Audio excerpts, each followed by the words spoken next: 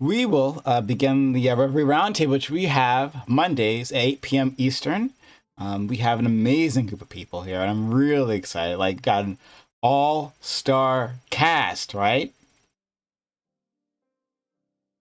Yeah, right. Yeah, of course. That's what I tell myself. So we have an all-star cast, and and it's going to be a great conversation, I think. If you are watching this on YouTube, please like, comment, and subscribe, and consider becoming a YouTube member, hitting that join button. Because remember, we need your support to keep this up and running. So if you like that daily content coming at you, well, daily, then please hit that join button, consider becoming a member. All right, moving forward. We will begin introducing people. We'll start with my man, Top Dolphin. Adam at the top of the list. How you doing, buddy? Good. I'm doing great. Right before this panel, after 2 years, finally was honored with a Prime follow on Twitter. So I guess I finally earned my place, and I'm happy to be here. Okay, yeah. Thank you. Next, we have Fabian Liberty Scott. Scott, how are you? I'm doing just fine. Been sick the last week, so stayed away from the debate space, and decided to do my first drama streams. So you know how that goes. So if I dip out at any point, it's because of a mass report or something. But that being said, well, no, because I got reports that people are working behind the scenes to get that going. That being said, I'm always here to make shit interesting and stir the pot a little bit.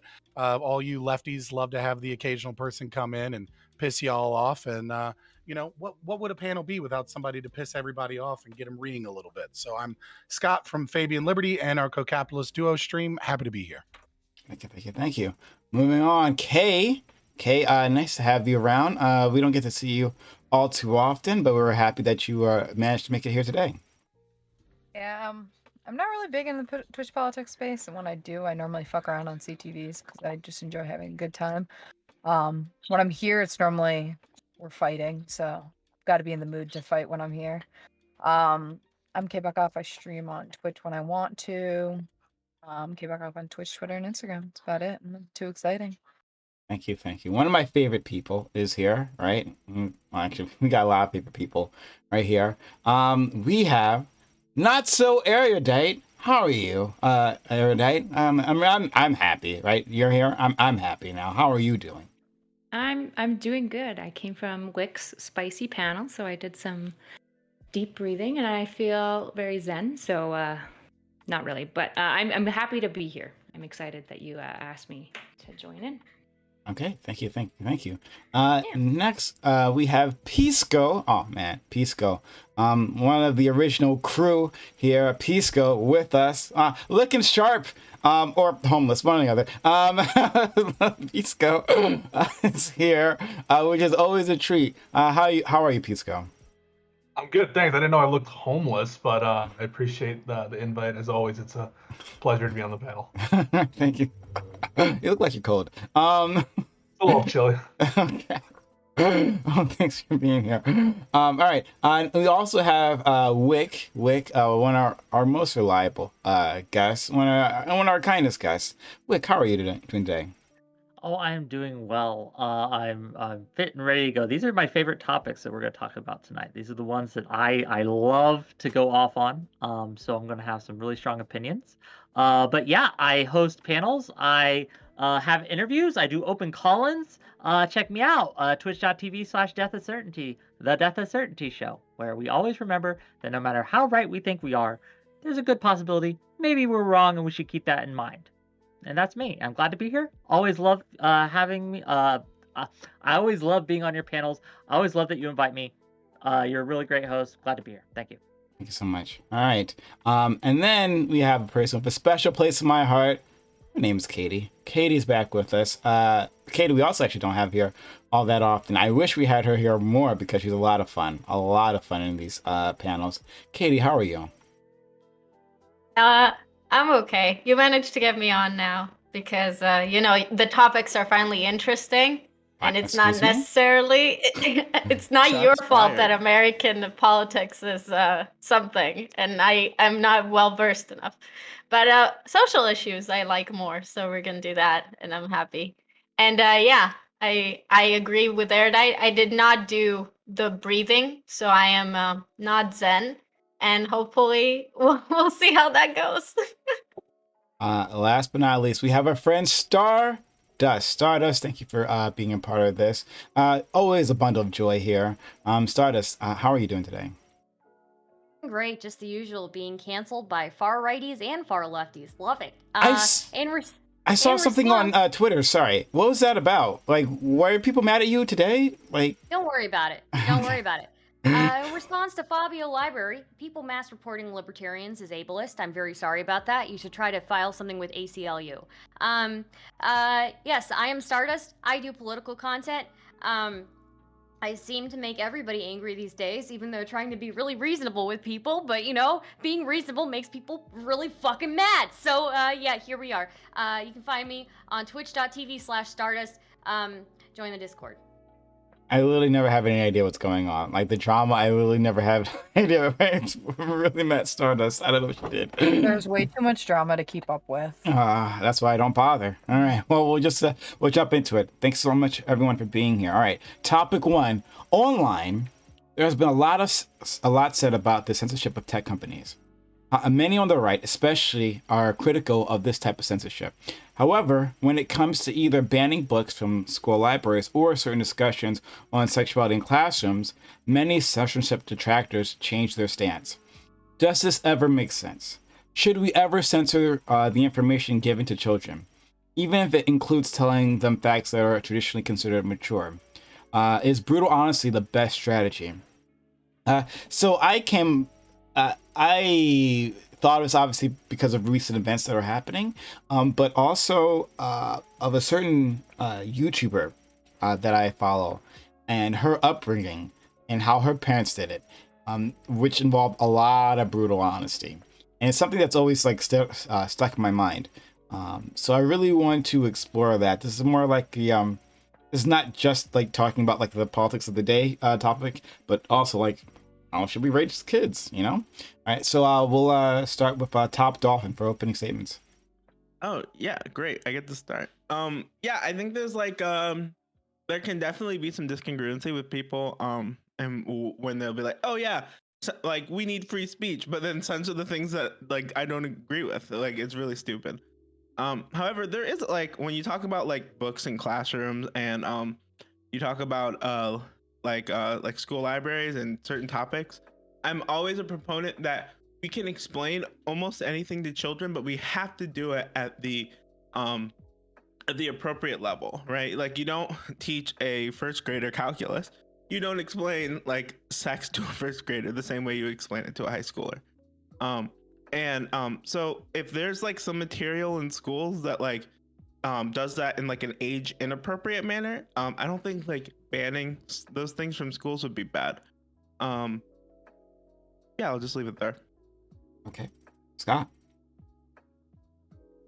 So, I just quick little written statement for this, because when we've debated these ideas in the past, it seems that I haven't been able to express what it is that I'm trying to say in a way that people can understand. So, children are emergent adults. As such, they are unable to express their will and have guardians appointed to them. By default, these are biological parents. During school hours, public schools are caretakers of the children charged with their care, and their duty is to educate children under the assumption that they are protecting and conserving the latent will of the child and the rights of the guardianship.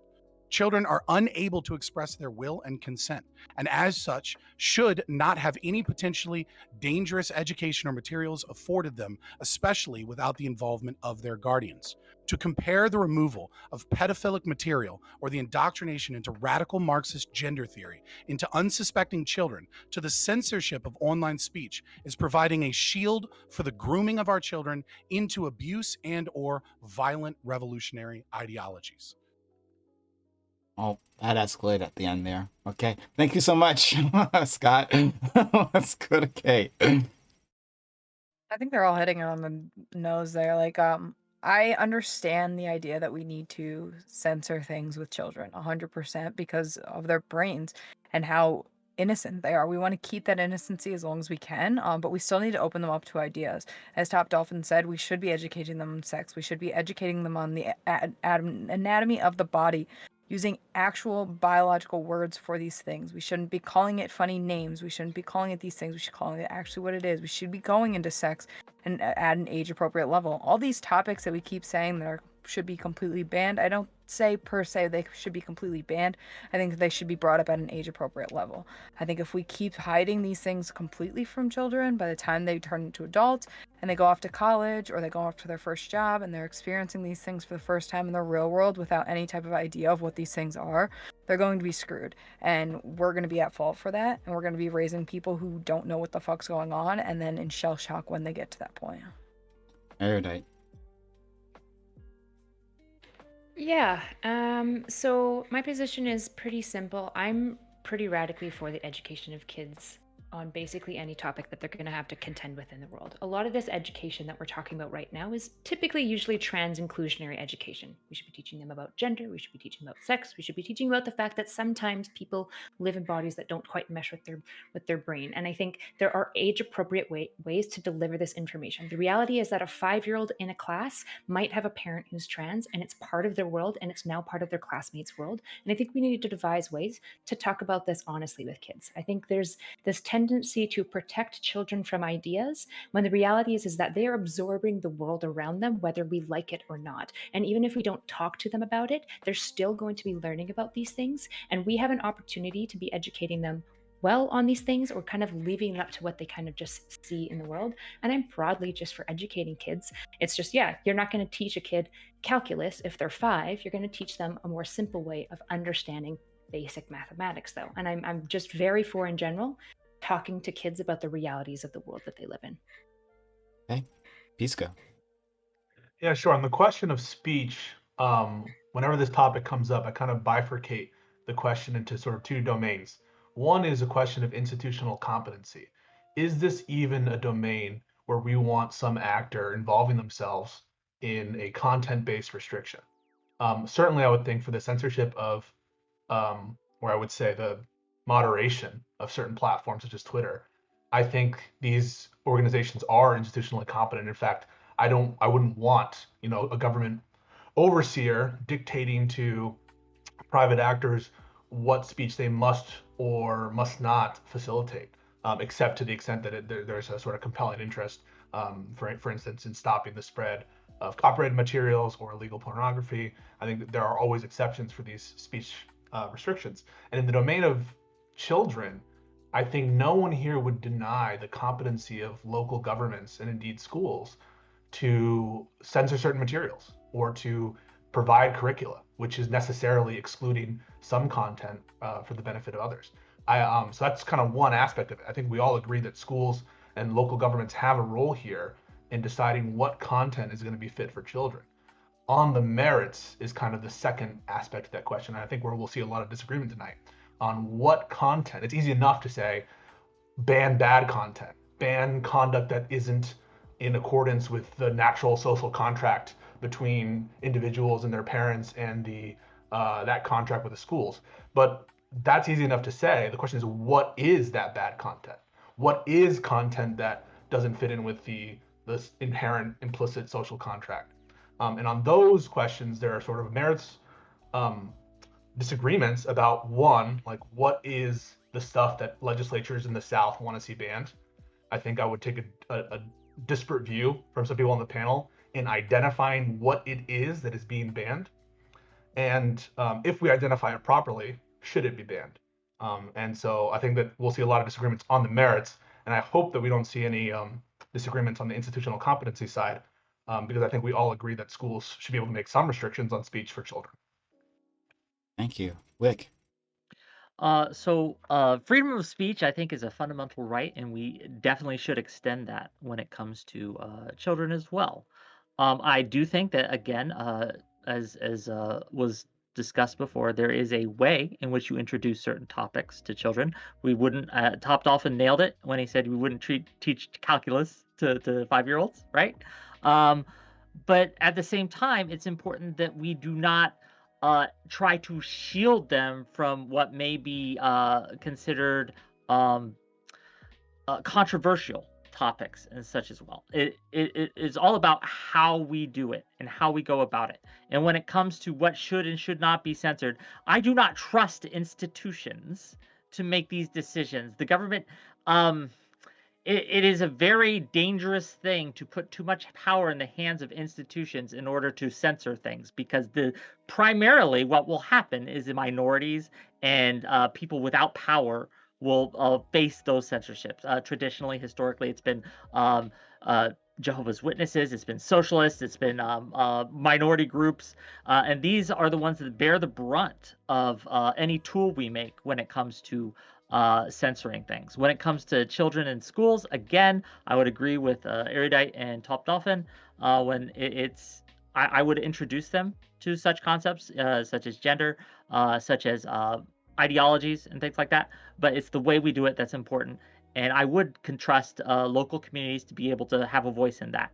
And I think that's probably the best way to do it. That's my position. Thank you. Hey, thank you. Katie, please. So I think what I noticed about the prompt was that I don't think the internet and the tech companies and what that entails in terms of if Twitch, for example, is allowed to ban someone for whatever reason they choose. I don't think it's quite equivalent to schools and public libraries. And so I kind of resented that was like posed as like opposites in a way, because I don't think it's equivalent. I think generally speaking, adults in westernized countries went to school and learned that what they learned at school was just the facts of the world. It's just they learned what life is. And now they're adults and they have children, and there are all these ideas about what we should teach children. We should teach them about emotional regulation and how to handle bullying and about trans identity and all these things. And it's like, wait, what does this have to do with school? This is new theories, that Marxism, whatever, Fabian. Yes, all these things. What we fail to realize is that like school curriculums, by the end of the day, it's like it's facts that a country compiled and said, we believe in this enough, and this is how we want to transfer this narrative to our children. Like, there's a very nice quote that I like that basically education is propaganda we agree with, and like propaganda is stuff we don't agree with. And that's pretty much how it goes. I think people should be a lot more willing to have stuff incorporated into like education systems. I don't think schools should just be teaching math and physics and biology and English. I think it should be teaching skills for life, psychological skills, trans identity and Marxism included, and hopefully with some critical thinking skills that would also be taught to children. That would help them process the information and realize that they're not just learning a doctrine that they should memorize, but they can critically examine what they're being taught, even at school. Yeah. Thank you so much. Finally, Stardust. Yeah. So I don't think that banning books or other material is doing children a good service.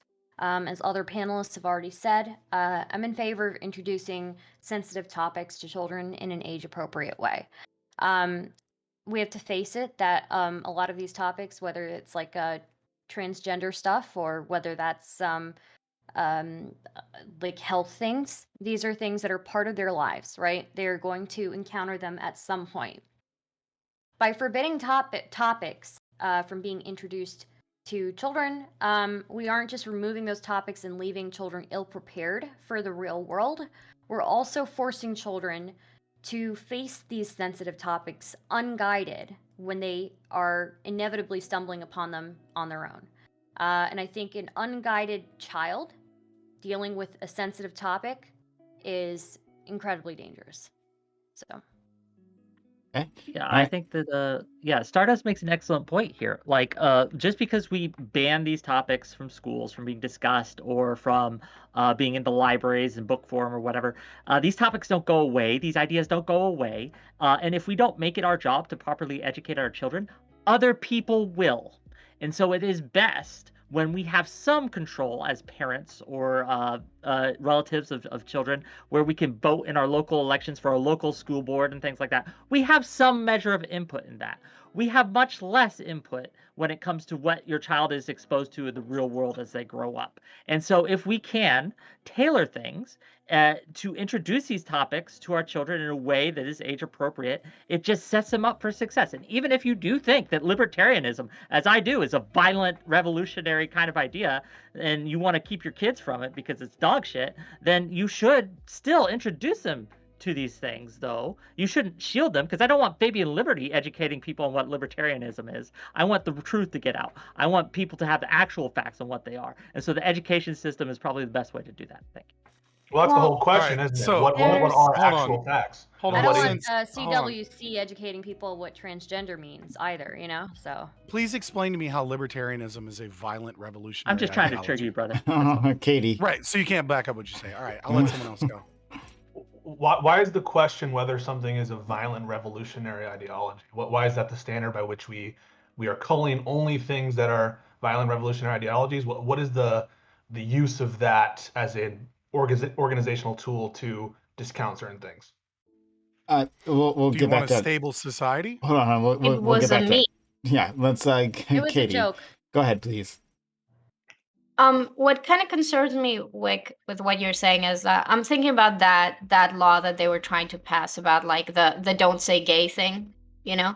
And the thing is, when we're talking about like introducing certain concepts at school or like letting teachers talk about it, the problem is that if it's not, I don't know if institutionalized is the right word, but if it's not in the curriculum and teachers aren't getting like proper training on how to introduce these ideas to to their classes, so that means that you can have a teacher who's completely homophobic explaining what homosexuals are to the class of children. You can have a teacher who's a trans teacher and they're teaching children both at the same age range what trans people are, and you'll get very different types of education, which is why I think it is so important with education that there will be training for the teachers about what they're going to be passing on, because I don't trust individual teachers to be able to bring up certain topics in a way that I think is reasonable. So when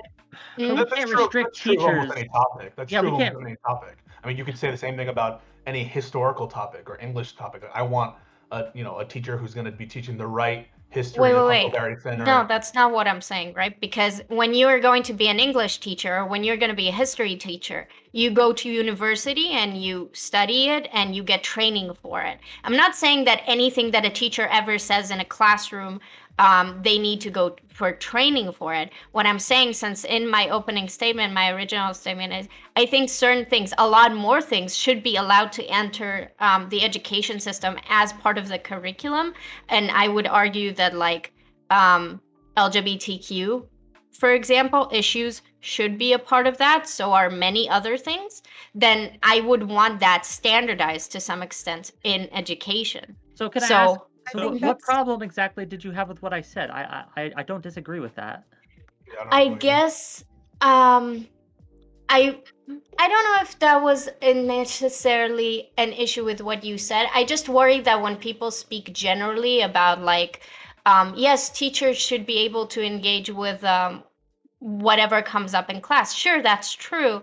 But with certain things, I would want trainings at schools, right? That's ideal, but the question comes, what should we legislate? What should the law say? Now, ideally, yes, someone, if you don't know what you're saying, don't open your mouth about it. That's the ideal, but look at Twitch, look where we are. Obviously, legislating that Twitch is not the same standard as like the even in an education setting, education system, I think legislating that beyond some probably common sense ways would cause a little more harm than good. So I think that when the only way you're looking at it is either censorship or just be able to say whatever you want, I think that's a dichotomy that if you go down that route, then maybe you can say yes, censorship is worse. But that's not what I'm saying, right? I'm obviously saying that censoring isn't good. You should be able to answer questions if your like student asks you something. But I also think that like having teachers be completely unequipped on knowing what issues they should be talking about and what are the ethical grounds to what are you allowed to say when you're for example religious and your student wants to talk about premarital sex, stuff like that. Those are stuff that are not institutionalized or not standardized to a large enough extent in education systems, and I think that's an issue that should be addressed, and I don't think people think about it enough. I think this is a great place to point out to anybody that might be conservative watching that conservatives really have to stop fighting this fight. And instead, they have to do the same thing that they've been doing with social media, which is just get out of this system. Because you can tell from this panel what the left is trying to do, right?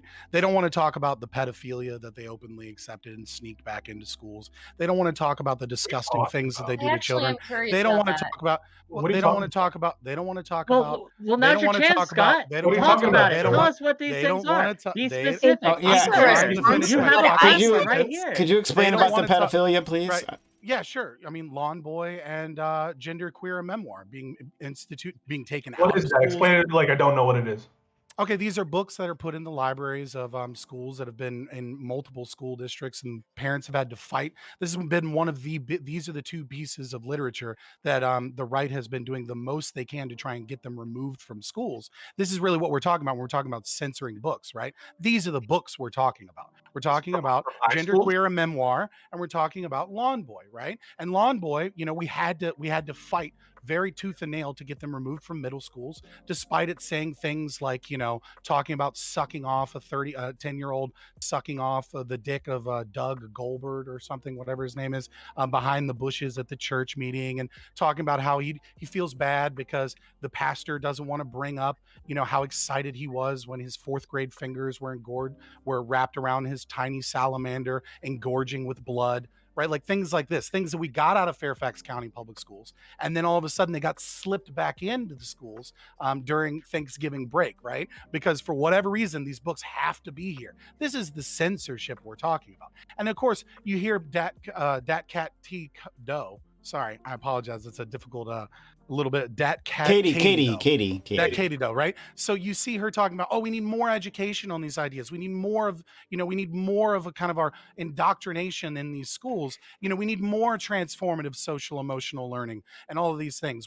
Why would we be teaching math in a math class? What we need to be teaching you about is statistics and racial oppression, so that we can make sure that our Marxist ideology is spread throughout the entirety of our education system. What age is Lawn Boy taught to? What age is Lawn Boy to this? Sorry. What ages? Do you know? Do you know what ages it was taught to? So it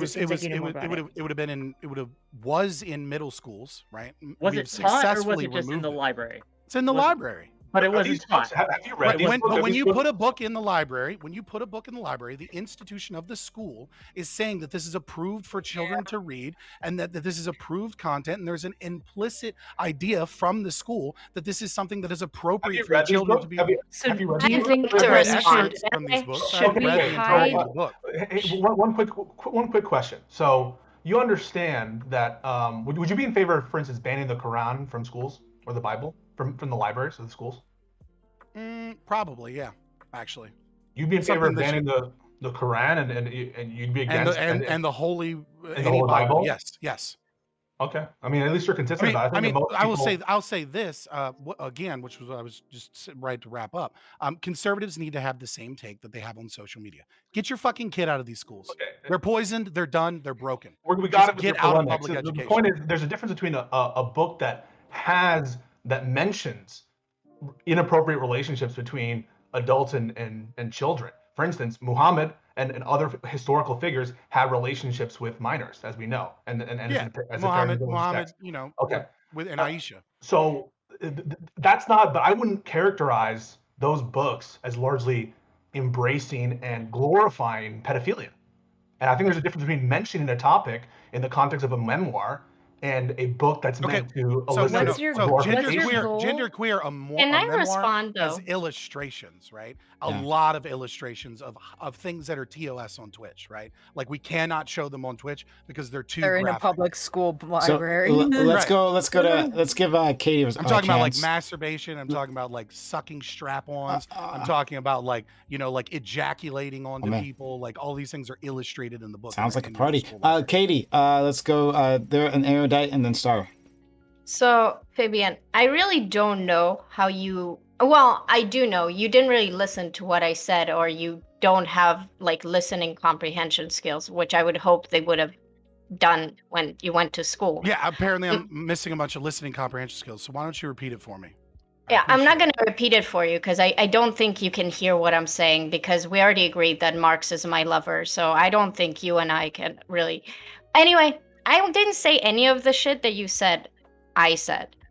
All I was talking about is just that certain types of that teachers should get some guidance in terms of how they're going to transfer material to children as they're addressing them as they come up in class, right? And Yeah, that no. I want that more standardized. That Katie, though, see, this is the problem: is that you admitted earlier that you know a lot about social issues, but not a lot about like going into the politics, and that's probably why when I said transformative social emotional learning, you're saying I didn't say that, but that's what you're talking about. No, you're just inserting a lot of things in because you think everything is a dog whistle for something Marxist. Okay, that's not what I'm talking about. Said we should teach people in ways and prepare them for topics, and it was totally unobjectionable. I don't know how you could glean from that statement some kind of undercurrent Marxist ideology to try to indoctrinate pedophilia. That's absurd. Also, another thing that I wanted to ask you, and that would quickly get us back on the pedophilia thing.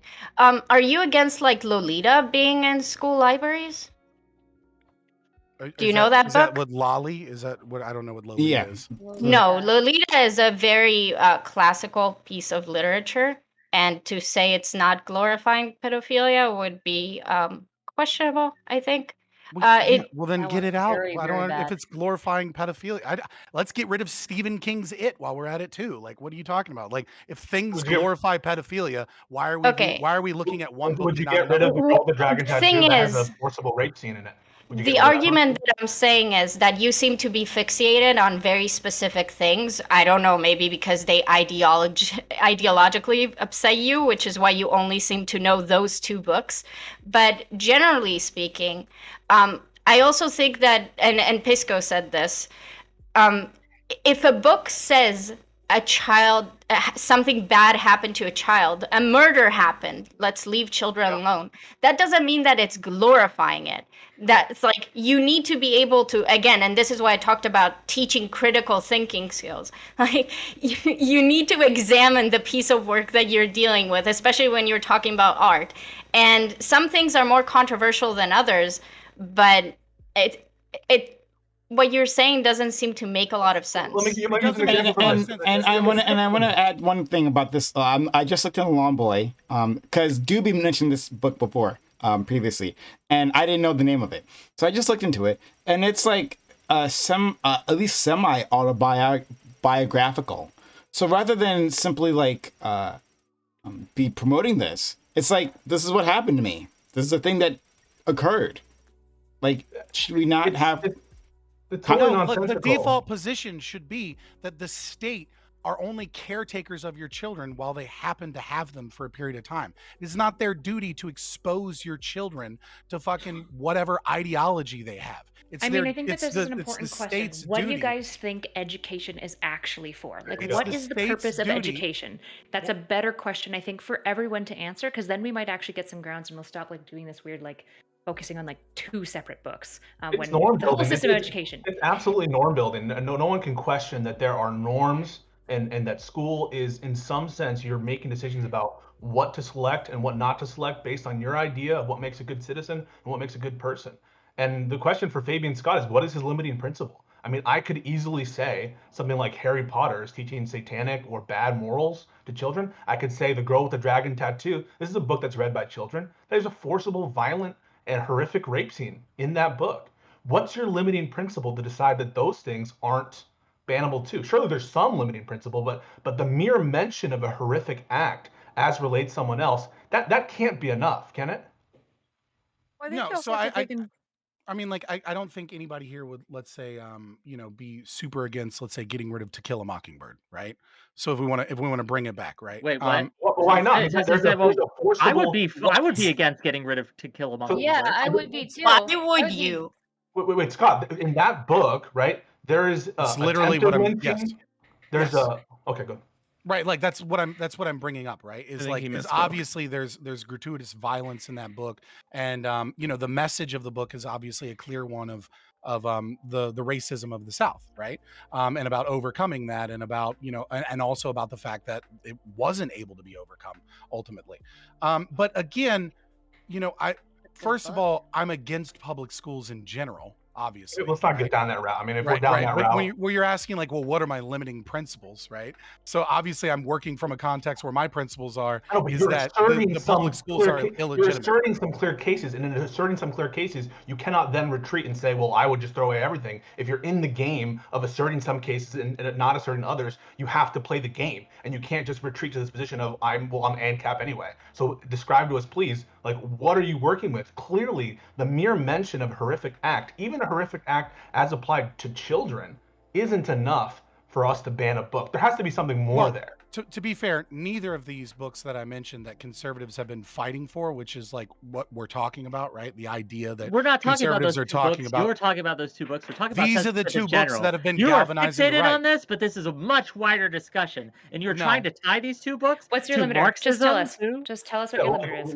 What's going on in your head? Like, what are the I don't things you're think looking for? gratuitous sexual acts or depictions, pornographic material, and pedophilia should be in schools. So the girl with the dragon tattoo, there is a forcible graphic rape scene Yeah, in that I book. get rid of that in I mean, public schools. It's not the school's fucking job to be presenting material that parents might find objectionable. That book is, first of all, that kids are going to be exposed. Your like world where kids aren't going to be exposed to this is Nobody said that. nonsense. Okay, but wouldn't you I'm rather? not, you're Wouldn't you rather a strawmanning me. child? Wouldn't you rather a child get exposed to the girl with the dragon tattoo, which is a wonderful book and is a wonderful mystery and has some great themes in it? I mean, I like honestly, you're doing the In the work for context- me Can I because jump in? Can I just jump any in and fucking maybe like conservative get us that off this listens and weird he's like, railroad? but what about the girl with the Please. dragon tattoo? Your kids Please. totally should be reading this. No, Would be fucking like, well, why the- the fuck the would question- that book be in Yeah. schools? You're not hearing me. What I'm saying I is, think wouldn't you rather? non-erudite should get in. I So- think she I would should get love in. to get in. Okay. You get in, and then Sawdust, do you want your turn after that? I'll go. Sorry, after and then that. Katie. Okay. All right. So I think broadly, I would hope we would agree that the original goal, at least of publication, was sorry for the dog, was to prepare children to essentially function and exist within the society that we are raising them in. That's why within our society we focus on teaching them literacy, mathematics skills, and then we also teach them living skills, because it began to be the case that as we moved more towards a more progressive working force, but also just a more demanding working force, the parents were out of home. So we can't act like education is purely education. It also is a replacement for parental care, which means a lot of the conversations that parents normally would be needing to have with their children are being had at school, because there isn't these like ubiquitous spaces where we can have them anymore. And if we're going to prepare children for a world that they live in, they need to contend with the realities of the world that they live in. And that means that genderqueer people are going to be in the world. That means that horrific events are going to happen. And now, yeah, I probably wouldn't tell a 5-year-old, I wouldn't have them sit down and do book club of the girl with the dragon tattoo. That wouldn't be my selection for a 5-year-old, but it might be worth doing with 17-year-olds as they're just about to transition into like a much more secular, much broader adult world. They need to contend with the fact that bad shit happens and history existed, and we need to wrestle with it. I think Okay, the issue that let's- Fabian said is these are let's go middle to- school, not high school. They're Stardust, not, and though. then I Stardust. looked it Yeah, up. I looked it up. This book that you're talking about, Lawn Boy. Now I can't say anything about the other one, Genderqueer Memoir, but Lawn Boy was taken out of a high school and then put back in the high school. And then like also the thing about it was it involves an adult man recalling a sexual encounter he had had with another 4th grader when he was in 4th grade. I don't see that as pedophilic, really. Well, That's and really him recalling an encounter, And it's right? not the so way Fabian is presenting it, as though it's some indoctrinational tool, some instructional manual that with this nasty, malicious agenda that leftists are trying to impose Well, I'm on our sure schools. children. Well, here's the thing. I I see his concern, but also I don't see it because I would rather a child be that's the weirdest thing I've ever said, but I would rather a child be in a safe space, a guided space to tackle these subjects than when they inevitably, and they will, trust me, they will, when they inevitably stumble upon these topics later on their own, or not even that much later on. They're stumbling upon it much earlier than you think they are. I know when I was in school, I knew in fourth grade there were boys who'd seen porn already. This is incredibly common, and I would much rather have my child encounter a rape scene in a book or in a movie with a guide around them, somebody to calmly make things explain things to them and make sure that they're okay, rather than them sitting there and watching it by themselves.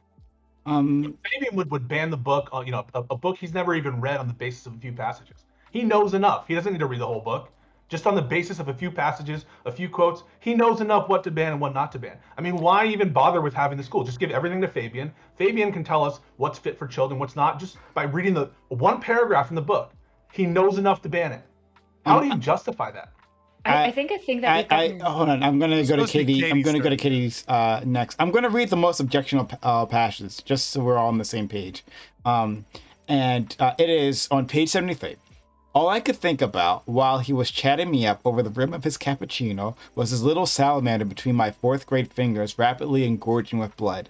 And so, what I believe, if I have this correct, is that this is from the point of an adult thinking about this incident, right, with a child, but he's thinking about it as if he was a child, so that he's remember, between my fourth grade fingers. So he's grown up and he wants to, he's thinking about that action.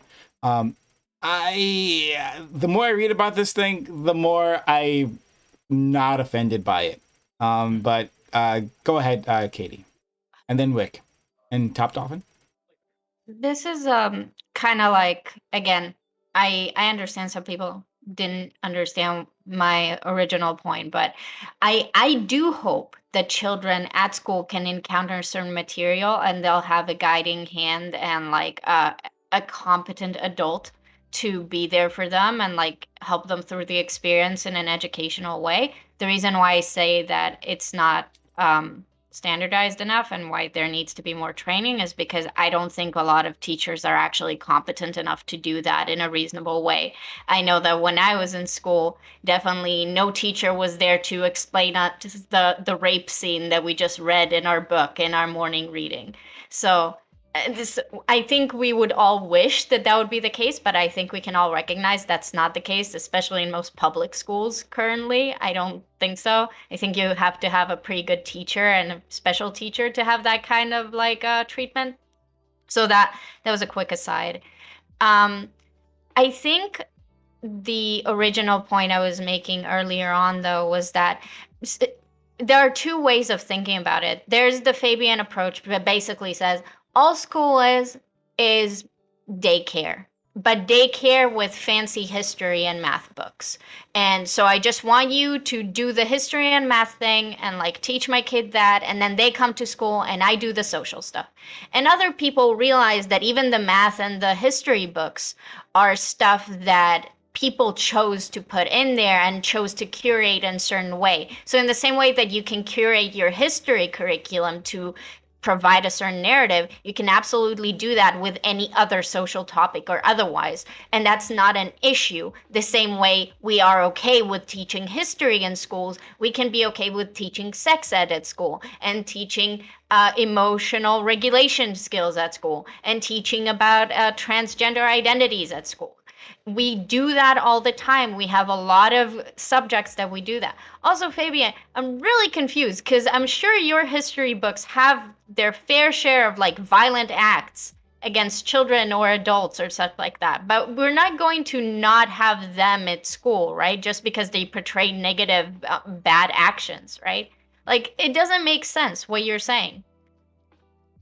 So I think a good way to transition this is to take a question that was given to me by Pisco and just bring it to you guys. What is your limiting principle? Where is it that it has gone too far? And then we can revisit this. You don't have to answer it. That's cute. You don't have to answer it. Real quick, Pisco. And then what we can do is we can just revisit this in a year and see how many people's on this panel's limiting principles have been breached. And then I'll just consider you an ally on my side. Okay, so that's a cool way of not having to answer the question as posed to you. I mean, that's super interesting. I did. I specifically said that there shouldn't be pedophilic material of any kind in schools. What is, I mean, that's that is a limiting principle for me. I already answered your question. And so now you're trying to pivot because you don't want to answer the question. No, it's not you knew that it was a question that was difficult. So what is pedophilic content for you? Is Romeo and Juliet? Those are two underage children in a relationship. That is isn't that a pedophilic relationship?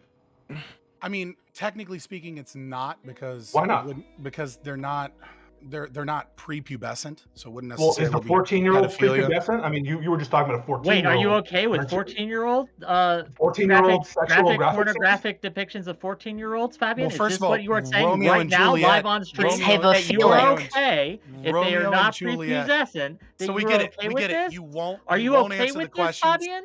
I get it. You want to meme, right? I'm not memeing. This is an actual question. You just said this. I would not have brought this up had you not said this. I don't want to bring this up. I want to talk about the fucking topic, but you won't let me because you keep doing stupid shit. What sex scene? I think the most gratuitous sexual thing in the entirety of Romeo and Juliet is someone saying that they would take the maidens' heads of all of the maids in a house. Underage right? They were talking about relationship.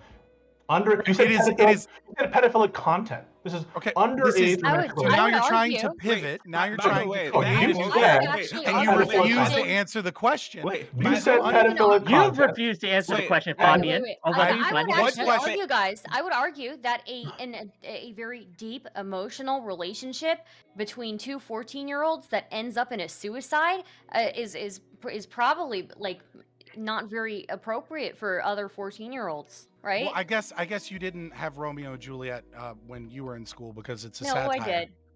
Right? It's a satire. The entire thing is yes, it's it is. It's a tragedy. Wait, did you just say it's not a satire? Tragedy. Do you legitimately believe that Romeo and Juliet's not a satire? We'll look at it. What is it satirizing? It's satirizing the ridiculous, overly emotional plays at the time. That is the whole point of Romeo and Juliet. It's over the top for a fucking reason. It's a satire mocking the idea of immediate and true love. The issue is that a lot of the books that you're talking about are oftentimes metaphorical, and they're making important narrative points regardless. There's nothing metaphorical about genderqueer memoir. There's fucking cartoons of it. I don't want to talk about these specific books because I know you don't want to talk about these specific books. Let me tell you why, Fabian. Let me tell you why. If you don't want to answer the fucking question that was posed. Okay, we're going to go to Wick. I just want to stop splitting hairs over two books. I want to talk about the system of education. I agree, but just lastly on those two books, I put in the VC chat in my Discord, I put two sites there, right, with each of the books. These are sites from people who are anti these books, right? They dislike these books, and you see it from their perspective, what they're talking about. If you want to see the objectionable parts from people who do not like these books, right? Check that out in the Discord. Jump in there, VC chat. Last two posts there. Then you can find what they're talking about. Go ahead, Wick. Finish. Be careful not to open them up on stream. Oh my God! Do you not know my name? It's Wick. Your name is not Wick, is it, Wick? I mean, it would. I don't know. But anyway, let me finish. Not to open them up on stream. When it comes to education system, because we're going to stop talking about these books because it's just a fucking deflect from the topic because Fabian hasn't done his research on this, obviously. But when we talk about the education system, I think there are honest questions to be asked, like to what extent do we expose children to difficult ideas and how do we do that? I think reasonable people can disagree on this subject. I think that it's important to note, if you are a parent, to subsidize your child's education and be open and communicative and talk to what are your kids being taught in schools? What are they actually learning? What are they actually talking amongst themselves, amongst their social groups? To answer Erudite's question a long time ago, which is a very important thing, I think that the school system, the purpose to me, ideally, of a school system is to educate the populace and prepare them for the real world, prepare them for the society and culture, as Pisco said, to reinforce cultural norms. And to do that, we cannot overly censor difficult information. Obviously, there are lines I would not cross when it comes to kids. What about those lines? I mean, Fabian said that we couldn't define Certainly. them. I love the line set by U.S. law on obscenity, for instance. So if a work has no cultural, artistic value or literary value at all, those are works I don't want in there. If works are explicitly and solely appealing to a prurient interest, right, or a graphic sexual interest, I mean, that's something that to me doesn't have much value at all. I mean, there are lines you could show me just straight up pornography, and I'll say you shouldn't have that in schools. But the line is pretty high, and I think that a lot of things have important literary artistic value that include elements involving sexuality. And your puritanical instinct to just ban anything that's quote unquote pedophilia, you show how awful your limiting principle is, because you can't even define what is quote unquote pedophilic content in the context of very classical works. So, right. And you're coping with, I know it when I you'll see get it. you will. Right. I promise you get a chance to speak soon. So I want Wick to finish. I want Top Dolphin, then Katie. Kay, and then Katie.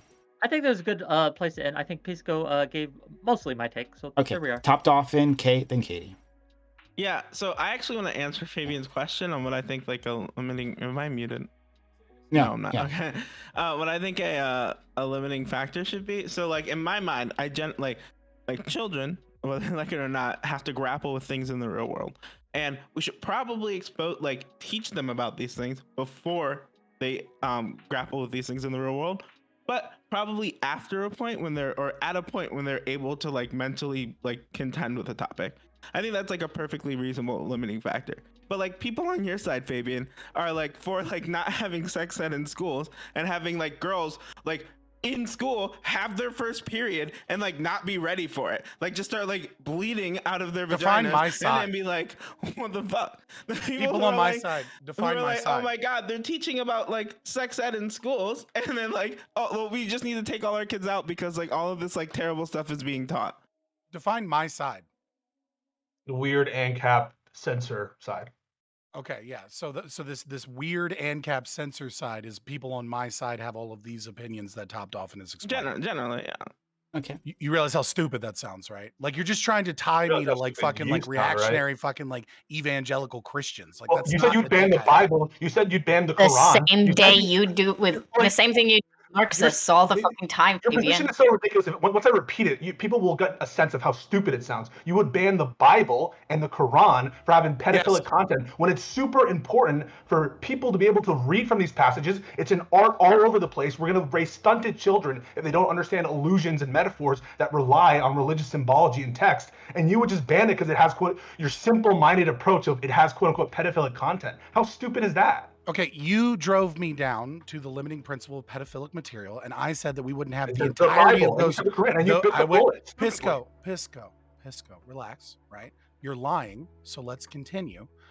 You're saying that I would ban all passages from those books and that we wouldn't teach religious symbology or You religion said you at banned all? the books. I never said those the things. You did. You did. You said you You banned said the it Bible and earlier. you banned the Quran. Yeah, This I is wouldn't have the recorded. You entirety know of the this is fucking recorded, Bible, right? the entirety of the Quran and the Live. library. Then say the same thing about these other Oh, books. just sections. I'm sure those religious groups would feel really you just great say the about you black just line. giving tiny little sections of their book. That would be much more based and would definitely get them to understand the Talk depth to and all brevity your of the people, history. all your allies. This See is what like they say with that let's go Bible. to Kay. Genesis Fucking 1:1. lie. Let's go to Kay, Katie, and then Erudite. All right, so I think the bigger issue is we're trying to push this narrative of like, oh, these should be in school and this shouldn't and this should and this shouldn't. And you're starting at like the highest level of things that like we have the biggest like controversy about. We can't even get sex education to be standardized across the board.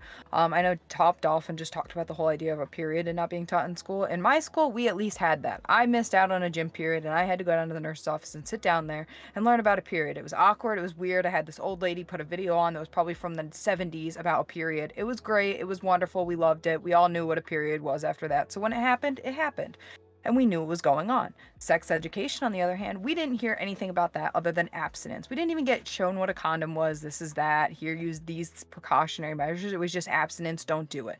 They didn't teach us about it. They didn't teach us how it happens, any communication skills, nothing of the sorts. I think we should probably start there and educate on those topics rather than jump straight to let's educate them on pedophilia. Let's educate them on all these other controversial topics that we all can't agree on. Why don't we start at the most basic point that we all probably would most likely agree on if it was taught from an unbiased standpoint and just straight up facts on what these things are? Well, that's what Erudite was trying to get to. Erudite was asking, like, what was the point of education, right? So what do you think is the point of education, Kay? And to prepare people for the real world and things that are going to occur in the real world. I think there's certain topics. I think there's certain topics that we've touched on, that pedophilia, which I strongly don't believe that it should be in the education system. And if it is, as Erudite said, that it was taught to 17, 18-year-olds, I can understand that. Like your junior, senior year, maybe even at an educational level, maybe not go in depths of what pedophilia is, but maybe say, like, I know my parents told me, like, stranger danger, and like, this is your no-no square, like, you don't let anyone touch it, shit like that. And that, like, at some point, these may be things that you experience, and you should talk to somebody, but we shouldn't be going into detail and giving them graphic novels on these things. Do you think that the Bible and the Quran are pedophilic content? Do you think the Bible and the Quran are pedophilic content? Okay. I think religious ideologies are not supposed to be in school in the first place.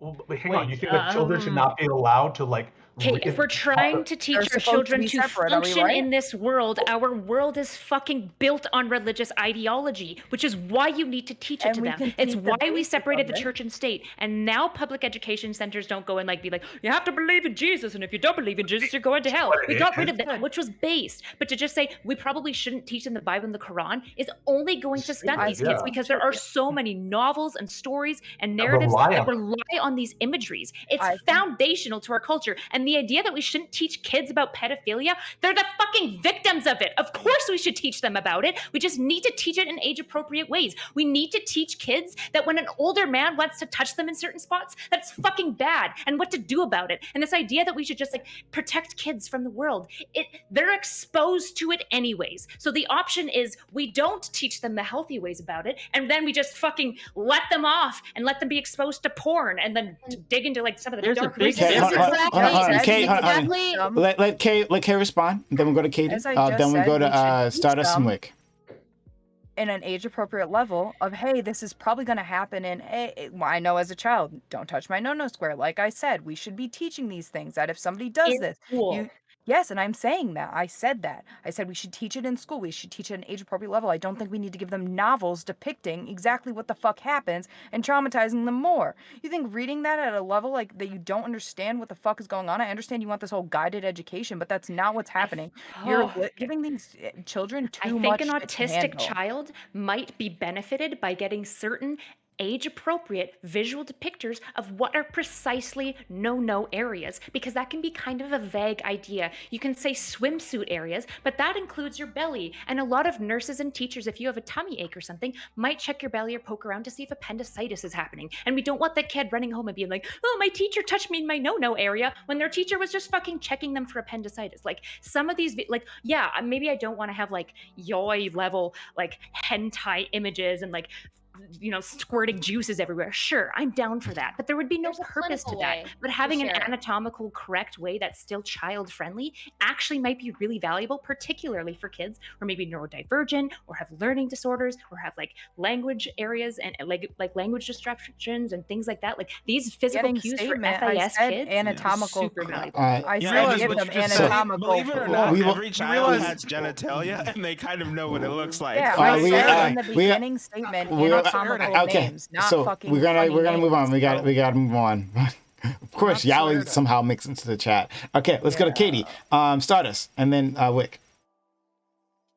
So yeah, I think there's like a hardcore communication breakdown happened between Kay and everyone. I think she was roughly actually agreeing with a lot of you. She was just saying it a bit differently and didn't come across. But I actually want to try to do like an olive branch to Fabian, and I will immediately regret it once he'll react, but we'll see how it works. So Erudite asked a very important question, which unfortunately I don't think we'll get to discuss like elaborately, but it was the point of what education is and what's its role in society for our children. And Wick said, and I think Pisco agreed, that it's about like reaffirming social norms. Only in part. That's a small part of what I said, but yes, I did say that. Yeah, but you did say that, correct. So the reason why I'm focusing down on that is because I feel like if people, and this is again, like everyone is saying, to prepare a person for the real world, whatever that means. School is definitely the real world of a child. So I don't understand that statement. But wait, that's so disingenuous. There's obviously a difference between I take it back, please. To something in I a take it back. classroom setting, okay? Then I take it back, okay? Right? Like obviously school's the real world. What are you asking? Talking about something in a classroom is different than like going through it. Go ahead, Katie. What are you asking about? I'm not asking anything yet. I'm making my point. So when we say that part of what education is, what school is about affirming social norms. If the social norms are advancing towards a progressive stance of like accepting more of LGBT people, that would look like propaganda. That would look like brainwashing, because we're trying to affirm certain social norms that are becoming more accepted. Then we want to introduce it to schools, and then Fabian would have a legitimate claim that schools are brainwashing and indoctrinating children into these Marxist ideologies, because being gay is Marxist now. But so, Fabian, is that fair? Not to at all. Say that? I think you think you're talking to a conservative. So first of all, I disagree that school is the intention, or that it is necessarily a good thing, or that what we should want is for schools to enforce and teach social norms. I think they socialize. No, I didn't say that.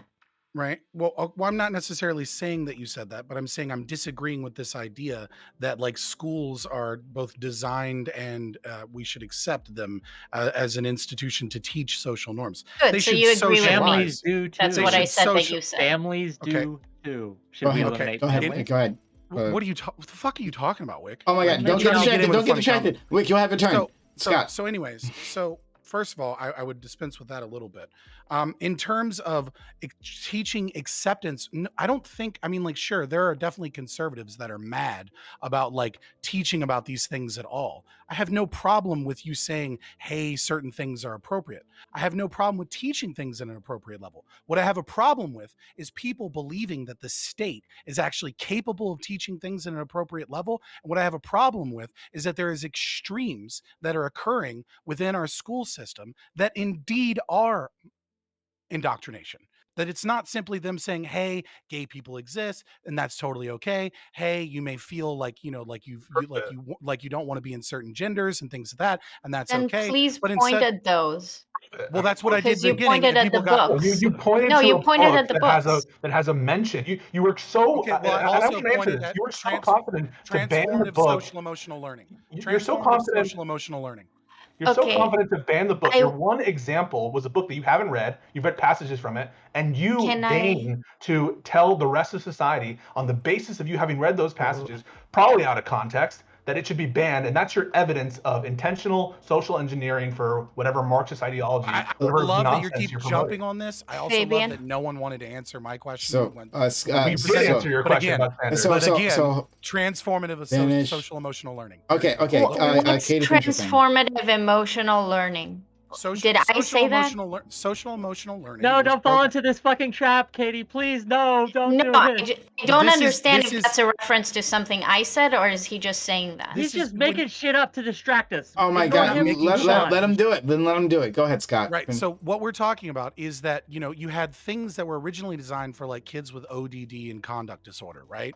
Which was like using education as a system and teaching them to be like emotional and teaching them to have better understanding of like the social situations that they're in. And it was a good and somewhat effective tool towards helping people. But transformative social emotional learning, as many in pedagogy call it, right, is this idea. What they're now doing is they're taking large school, like lots of schools. It's happening in Pennsylvania. It's happening in South Carolina. It's happening in a few other states I can't name right off the top of my head. And what they do is they use this to teach them they use this as a means to like make sure that, well, we need to be teaching critical race theory, and we need to be doing that via praxis, right? So we're not actually teaching the concept of CRT, but we're teaching the praxeology. We're going through the praxis of it, and we're injecting that into math. We're gonna use math as a means of journaling about our emotions and about racism and about like white privilege and things of this nature, and it's ridiculous. So Fabian, comments. I mean, we gotta let Katie finish. She's been waiting for a while. We'll go Katie, Stardust, Wick, and then Pisco. I don't know what you're talking about, and honestly, it doesn't really matter. I believe you. If that's what they're doing, very bad. I'm with you. Okay. I doubt that that's true, but if you're correct, sign me up for that petition. I want it. Okay. My question is this. I feel like, again, there are two issues here. First of all, you do say that schools are indoctrinating children in some ways. Your initial example was the books, but now it's this transformative learning, whatever thing. Okay, so those are indoctrinations that are happening. The other aspect is that you don't believe that the institutions, so like the schools, the education system, the people who are writing our curriculums are capable of, I guess, reaching correct decisions about what children should be taught. Is that correct? Is that what you said? Yeah, I mean, like, I'm against public education anyways, because it takes away the freedom of the parents to be able to choose what is and isn't taught to their children. And I don't think, Can I ask you a question about do that in a meaningful way. Yeah, go ahead. Why do you think parents are more competent and more able to teach their children stuff that are correct than the education system? Well, I think in terms of teaching them, it's not about whether or not each individual parent is, let's say, better at teaching calculus to their children, right? Obviously, someone that went to school. That's not what I asked. Right, but I'm making a distinction here, right? Which is like, obviously, you want someone that went to school and is well educated in math to teach your child math, right? You don't want just like there are plenty What about of people history?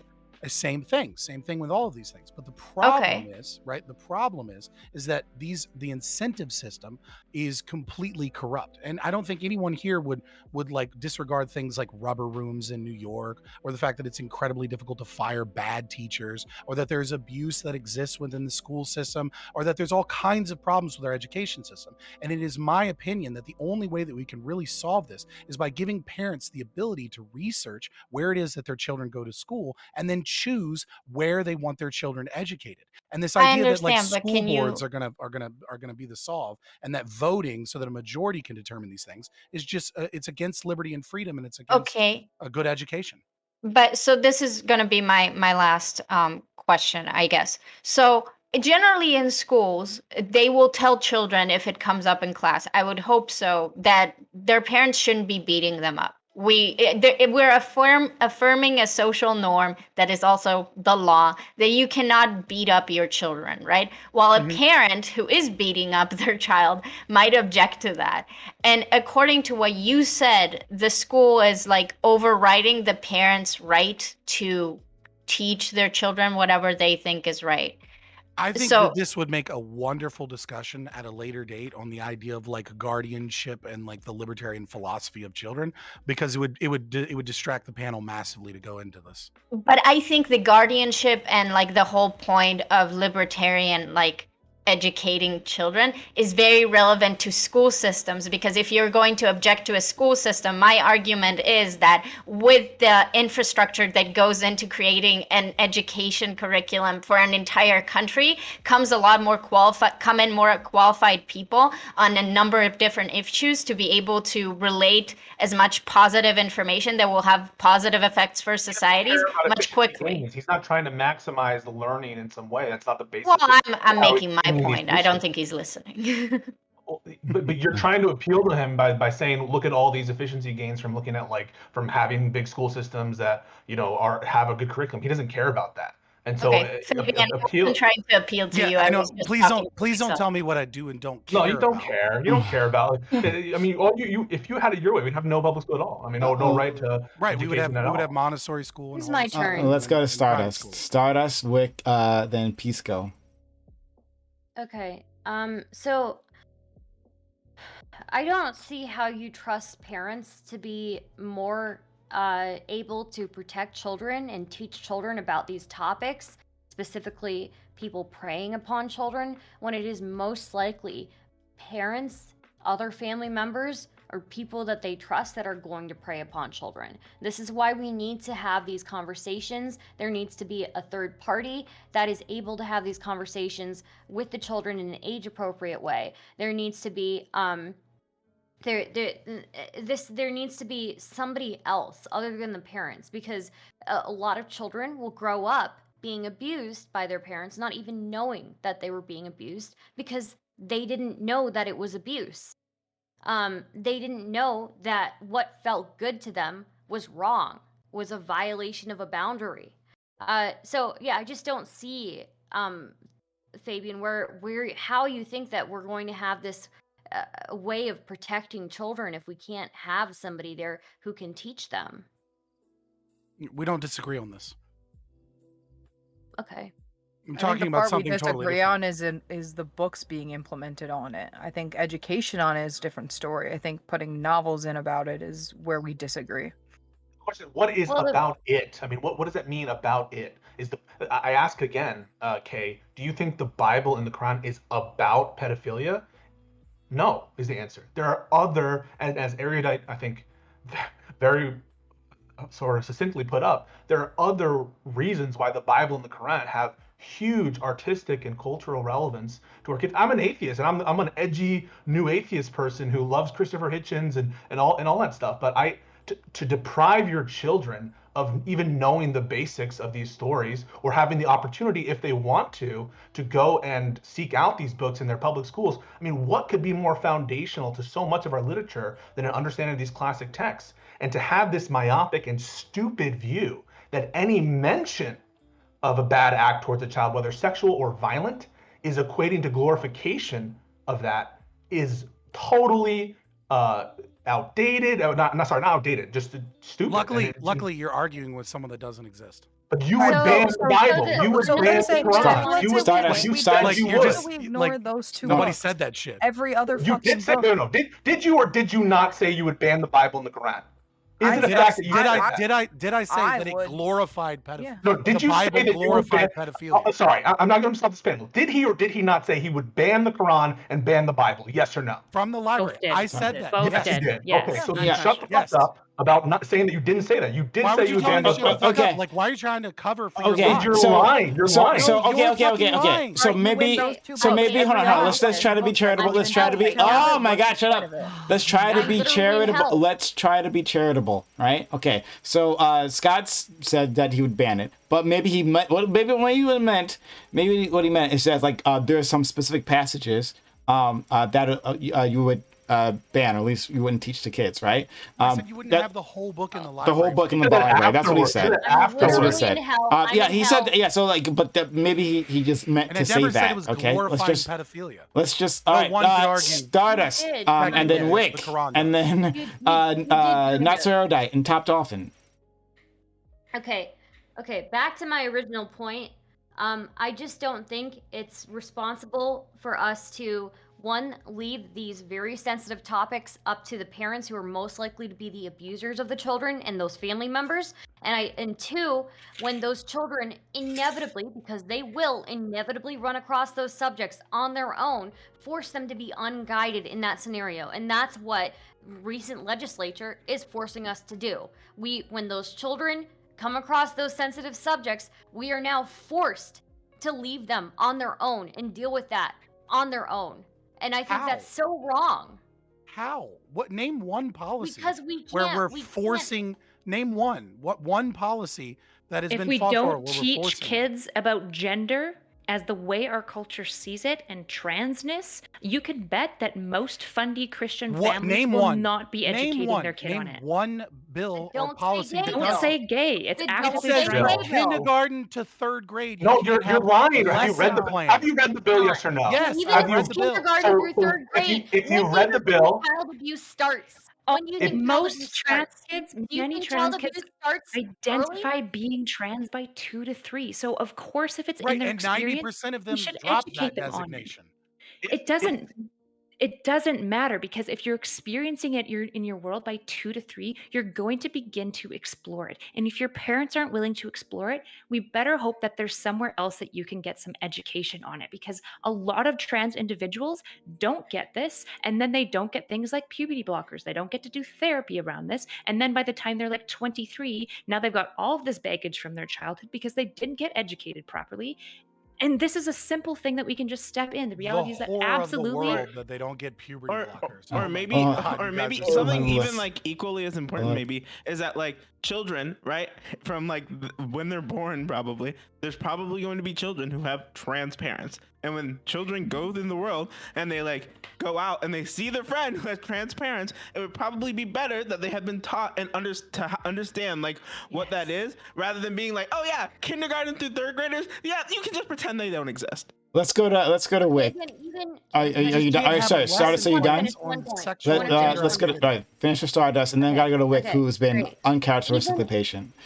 Even if it's from kindergarten through third grade, these are topics that they are going to deal with at that age. And again, things like abuse and sexual abuse and incest are not things that have an age limit. They don't just automatically start when somebody's in third grade. Oftentimes, these are things that children are groomed into, right? And they happen at any age. Nobody is arguing with that, Stardust. Well, yeah. Well, we're talking Nobody about... is saying, don't touch my no-no place.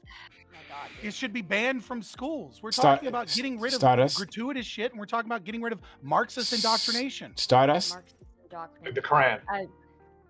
And the Quran. Okay. Yeah, the Quran is Marxist indoctrination. Okay. And so is this one passage from a book I haven't even read, and I'm just gonna, speculate about. And I know that I'm in hell and I give up. Wick. I'm not sure I actually woke up today. I'm not sure I actually woke. Maybe I died. Maybe this is hell. Maybe we're all in hell right now, and this is my eternal punishment to deal with this nonsense. But let's take things back a step, gang, and talk about the difference between informing and preaching, the difference between educating and indoctrinating, because there is a big difference. And when you inform, which we should do, and when you educate, you are not necessarily preaching or indoctrinating. You are making people aware that these things exist. You are presenting it in, hopefully, an honest way. And this increases the freedom of the learner.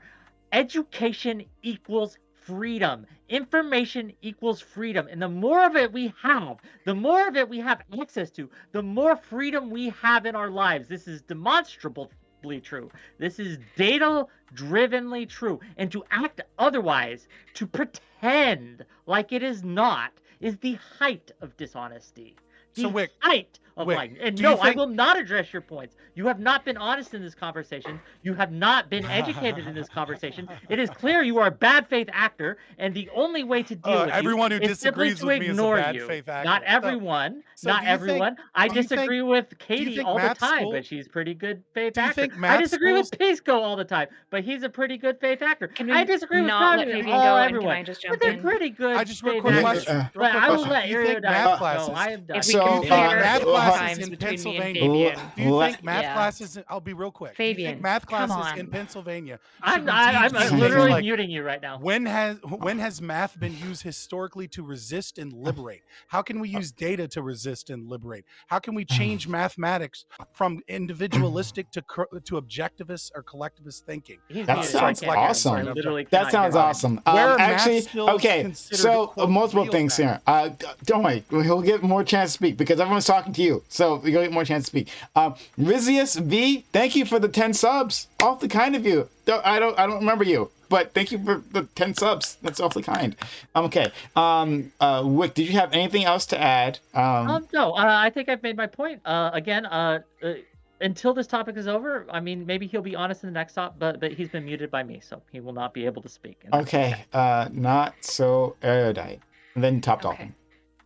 I would be willing to concede with you, Scott, that there are absolutely things within the curriculum that are worth being revisited. That's why we revisit the curriculum regularly. And to be honest, there were a lot of parents really concerned when their kids came home, not because of the content they were learning, but actually specifically because of the low resolution and like the lack of like quality of education that they were getting. So when it comes to public education, to be honest, I have some serious quandaries with public education. I think we need a total overhaul. But to act like there's like this like seedy Marxist indoctrination like ebbing its way in, it's maybe it exists, but you need more proof than 2 books that, to be honest, I'm fine with high schoolers and even older middle schoolers, depending on Canada and America. I think middle schoolers is slightly different age ranges, contending with, because they're parts of the world. I'm actually really opposed to this idea of like precious baby child can't contend with any ideas. It's the same shit we do with like death with kids, where we just like don't tell them about death. We just act like grandma went off to like a fucking holiday.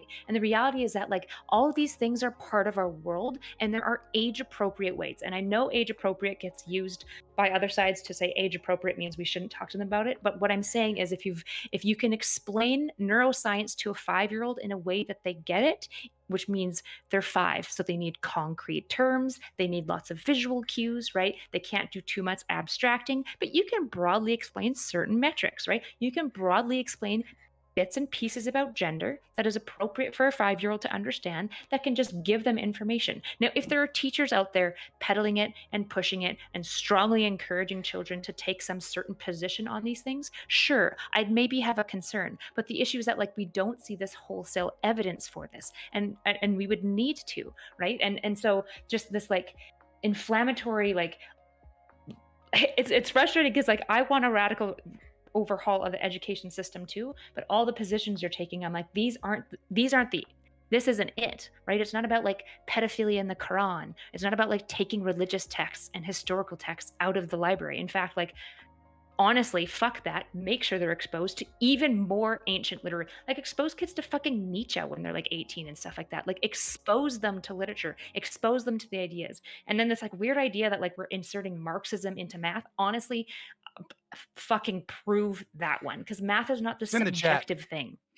It's literally in the chat. But regardless, I'll just say this. If you want to teach your kids, I don't know, I'm probably, again, usually I'm the only one with the only parent on these panels. But whenever you have kids, if you want to send them to a school, I'm the only parent. If you want to send them to a school that teaches all of those things, you should have the freedom to do that. What I'm asking for is that we get rid of this system that we have in the United States that essentially forces people into public education, and then this public education that is run by the fucking state. Private and parents don't have a choice. And if they're low socioeconomic status, right? It makes $4,000 out of my asshole to pay for school when I can't even pay for the fucking bill. Or the average amount of taxes that are spent towards each student in school is $13,000. I'm pretty sure a lot of people would pull out of the public schools if they got $1,000 a month check to fucking homeschool their kids or to send them to private school. All I'm saying is, look, I don't like some of this shit that is in the chat that I gave you, transformative social emotional learning. right? And if you want this stuff or you want different stuff, or you want to radically overhaul it, do that. I'm just saying, let's create a system where parents have the freedom to send their children to the schools that actually work for them. Is anyone actually teaching this? Yes, sure. have the Redlining freedom to public send them? education is not a great idea. It's a weird thing that Americans do, where like you have to go to certain schools if they're in your certain district, because we don't do that in Canada, and I don't think that that's a good idea overall. I believe in like allowing parents to like select. Like I think that there are absolute, like, we need higher standards and accountability for teachers. I think we need to be educating teachers better, right? I have a huge school overhaul that I would really like. I'm actually for homeschooling kids. The issue is that like all of the issues that you're pointing to in public education ain't it. Like there are so many other like clearly things, like you could talk about bureaucratic bloat, and you could talk about like lack of accountability for teachers. I think the one thing that you said that I was like nodding to is like, yeah, there's a lot of teachers who like they can just kind of suck and they're unionized, so you can never get them out, and they treat their kids like shit. They poorly educate, and most students come away fucking loathing that teacher. And it's like, why are they still there? Fair enough. But this idea of like, let's just get all of these like important historical books out of school, because we shouldn't let baby Timmy, who's 15, deal with the fact that like rape happens when he's probably fucking watching like worse porn. Of course we need to let him contend with that. Absolutely he does. But we have a system where parents have very limited choices in where they educate their children. And then when you see these things in the schools, we have to take a much more hardline and conservative stance if we're going to have public education. We're not going to have school vouchers, and we're not going to have the state. We're going to have the state taking money from us that makes it more difficult to earn money so that we can afford private education. Schools funded in this country by and large. What's that? Sorry. How are schools funded in this country by and large? What the fuck kind of what are you talking about? There's a multitude of ways that they're funded. What is your actual question? What's one of the No, main I understand. ways? I understand that your question is designed to try and go, see, you don't even understand how schools are funded. That's not my point. Because this is actually what's going on. So why don't you ask what you really want to fucking ask? Can we acknowledge that every time Fabian Liberty gets backed into a corner, he goes, "I'm the only parent on this panel." I'm not even trying to do this line of That was a questioning. totally separate thing. So basically, what I'm trying to expose to you is that you're crying about these poor parents if they only have their $1,000 to send them to education. Education is social welfare in a sense. The people who are subsidizing the poorer students with their property taxes are rich people. It's absolutely welfare from top to bottom, people who can't afford it. So you're talking like giving these people back their property taxes that a lot of them don't pay, or they pay very little. What are they going to be able to do with that? Pisco, the economy doesn't. Pisco, okay, the economy doesn't happen in a fucking vacuum. We're going way off the rails. And so, I want to get to Top Dolphin, right? I want him to say something because he's got something to say, and then I actually want to respond to him and maybe take this conversation to a different place. Because actually, this was not the plan where this went. Not all the plan. I was going to have this conversation on different grounds, and Top Dolphin at the very start said something that's I wanted to address. So Top Dolphin, go ahead, Prime. I'm good. Okay. All right. Top Dolphin, you said, and other people agreed on the panel, that you wouldn't teach a kid calculus, right? Like a 5-year-old kid calculus because they don't understand, right?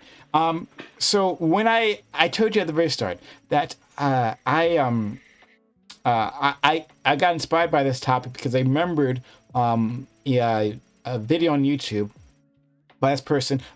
She's a Quaker. Her parents are Quakers. It's not clear to me whether this is a general Quaker thing, but she said that her parent, when she asked about sex, that her parents sat her down, and she was like 6 or 7, right? Sat her down and just went through the whole thing. All right, laid it out, and they didn't use any kid words for any body parts. They're okay, penis, vagina, babies, yeah, right, the whole thing, right? And I find that your calculus metaphor is not analogous here, because kids can understand, I think, sex.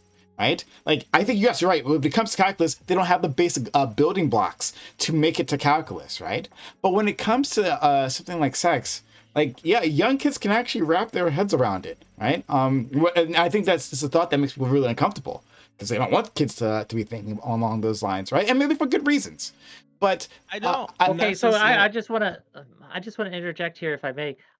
So I understand. I'm with you, Prime. But I think the important part we're maybe missing from this is they can't understand the ramifications of it. They don't fully grasp, I think, how, why certain things, Consequences. Yeah, the consequences. So thank you, Katie. The yeah, consequences of these things. And so when we teach them these things, we have to be sure in an age-appropriate way to introduce them to the consequences without traumatizing them. Sure. Yeah.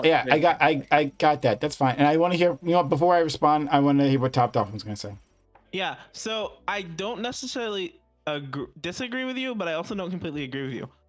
Kids can understand a lot about. I think we baby kids too much. I think there's a lot of things that like we're like, oh yeah, kids like we can't use the word penis. They don't understand. Like obviously that's stupid. But there are obvious, like, sex is like a really, really dynamic and like complicated topic, and there are fucking adults who don't understand sex. Okay, I think, and part of that might be like lack of education, but I think part of it is that there are aspects to sex that like children couldn't understand. I'm all for. I actually very much for it. Like if a 5-year-old, like my 5-year-old, I wouldn't do this to somebody else's kid because that would be weird.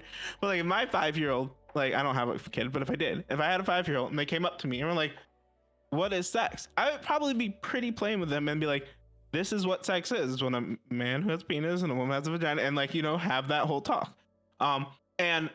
Just because doing it in a way, like the point of that was like doing it in a way in which they could understand. Like obviously,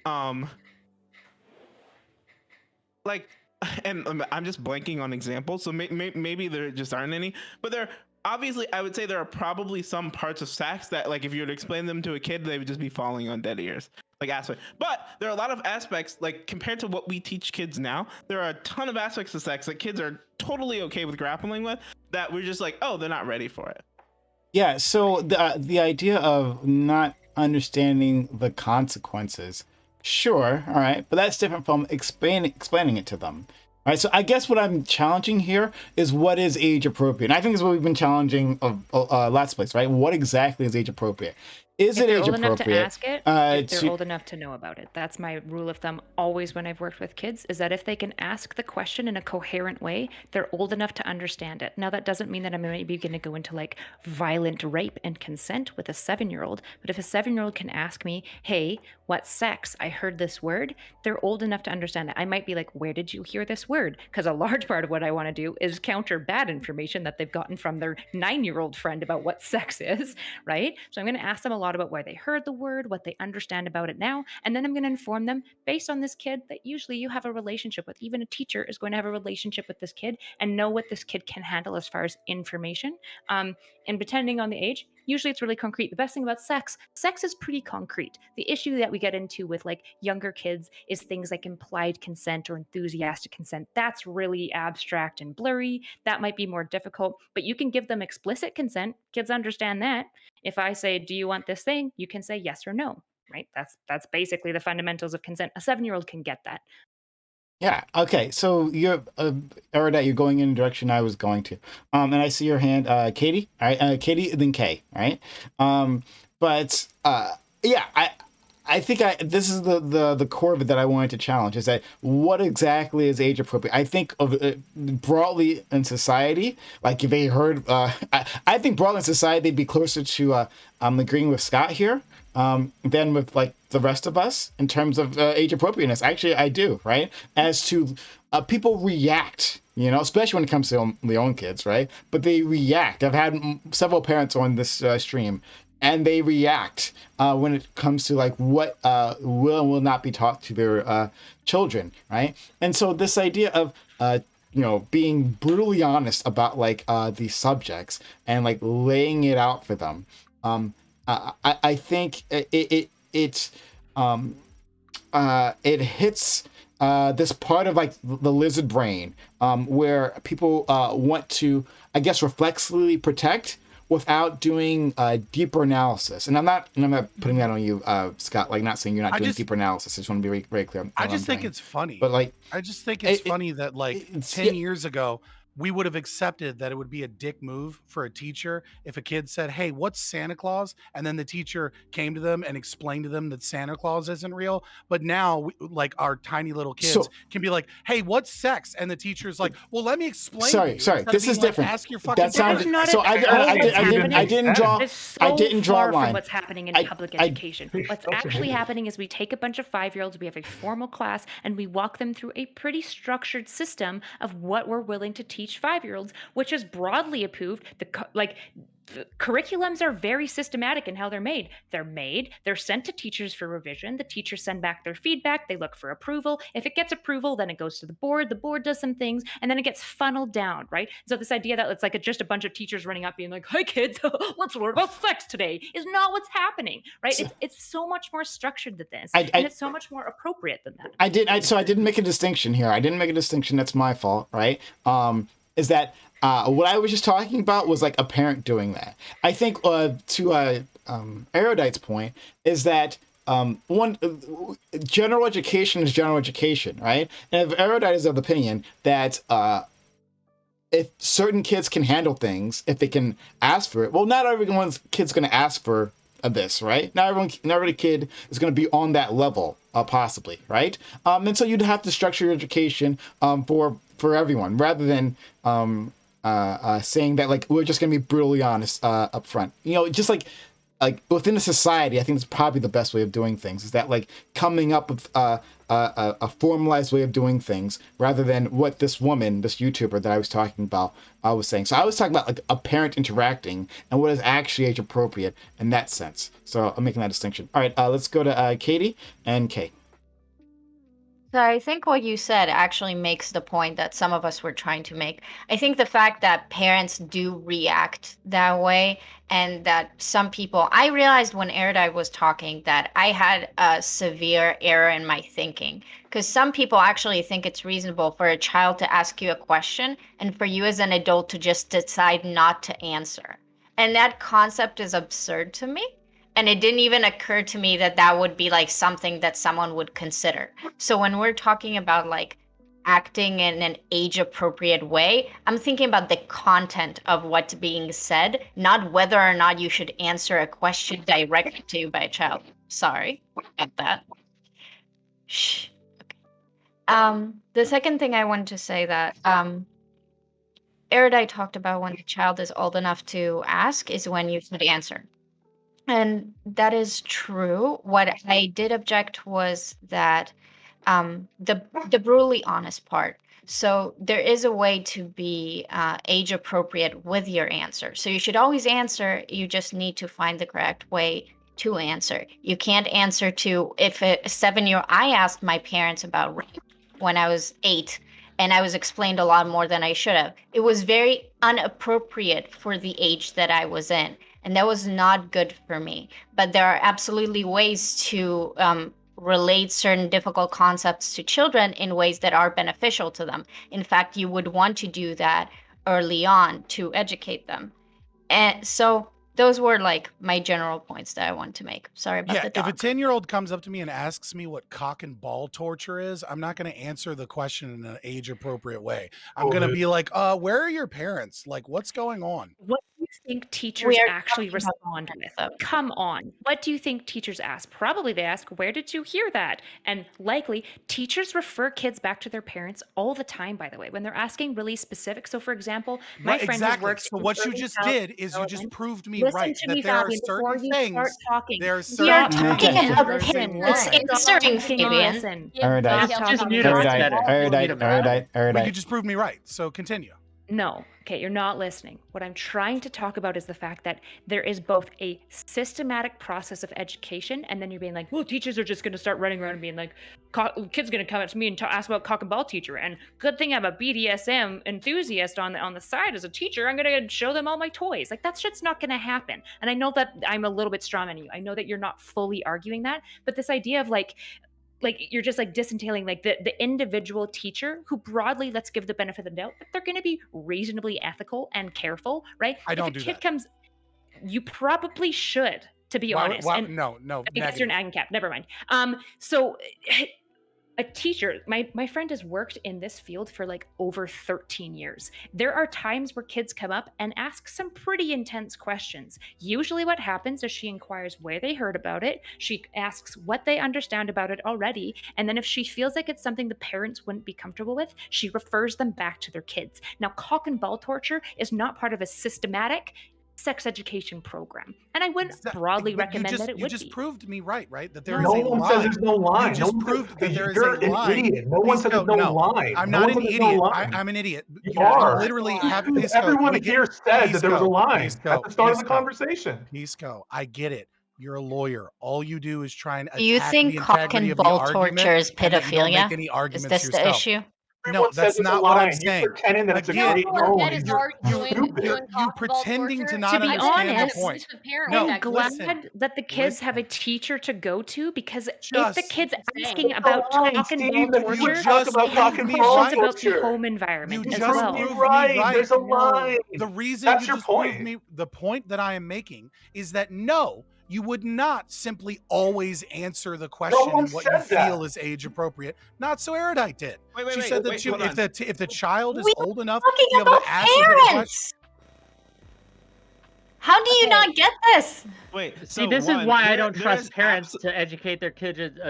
This isn't a good example. Fabian's a good example of why we don't want just parents educating their kids, because he's demonstrated he's incapable on this panel to everyone right now. He is incapable of basic comprehension skills, basic understanding skills, basic conversational skills. The issue is that Scott has a very focused and fucking circle jerk lefties, and so he's always doing that. But the thing is, like, Scott, I'm trying really hard to engage in good faith, and you're just like interrupting me constantly when I'm trying to talk to you. And I get that you're getting dogpiled a little bit, but you've also had, bar none, the most talking time. So like, when at least when I am engaging with you, sure, you can do whatever you want with other people, but I have been good faith. I've conceded points where I think are valid. I've been good faith with you. So just like, return the favor, man, because I'm not being a fucking dickhead.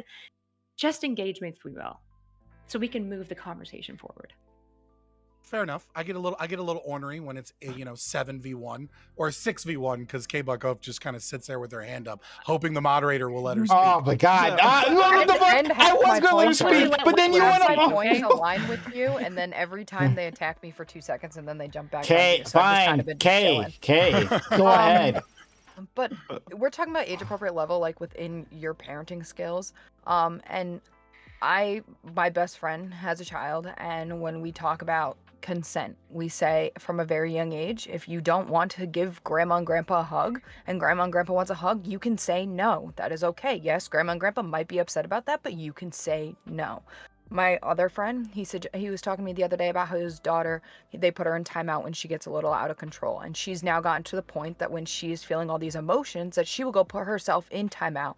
And he is trying to explain to her that she doesn't need to put herself in timeout. But I said, no, that's a good thing, that she's learning that she needs to put herself out of the situation, because she knows that her anger is or her emotions in general are going to cause trouble, and that she's going to put herself away, come back to the situation when she's better minded.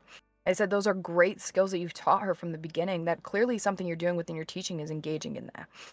When it comes to this topic of sex, I think everyone should, from day one, when we start talking about body parts, we should say this is a penis, this is a vagina, these are boobs, this is your ass, this is your asshole, these are armpits. We should be calling these things like normal fucking names. We shouldn't be calling them pet names. And so that when your kid comes home and says, this kid touched my cookie, you're going to be like, oh, he just stole your cookie. Like, that's not a big deal. And he actually was touching her vagina. Like, that is not something that we should be engaging in. We should be going with real names.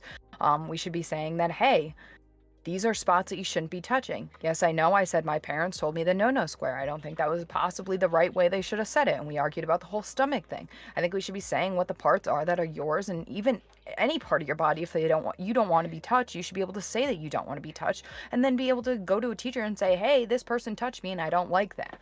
Like, these are things that we should be engaging in. When it comes to sex, I think 100% that that's a parent's decision. I think until probably puberty years, when I had the talk about a period, I think we should have also had a talk about sex, and I think the men should have probably had a talk about sex as well.